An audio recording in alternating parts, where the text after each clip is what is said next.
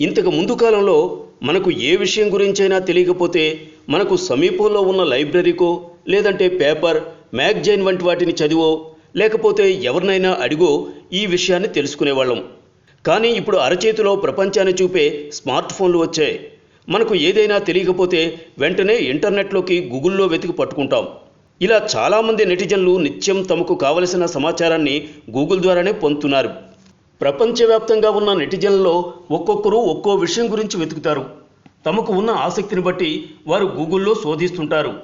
గూగుల్లో యూజర్లు వెతికే పదాల లిస్ట్ చాలా ఉంటుంది. ఆ పదాల లిస్ట్నే కీవర్డ్స్ అంటారు. ఇందులో ఏ కీవర్డ్ గురించి వెతికినా తప్పులేదు, కానీ కొన్ని కీవర్డ్స్తో మాత్రం గూగుల్లో వెతకడం చాలా డేంజర్ అట. అవేమిటో చూద్దాం.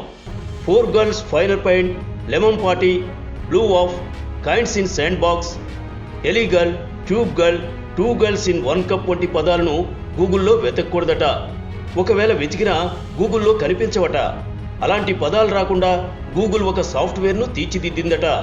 ఇంతకీ ఆ పదాల గురించి ఎందుకు వెతకూడదని మీకు సందేహం రావచ్చు. ఆ పదాలు చాలా అశ్లీలమైన పదాలట.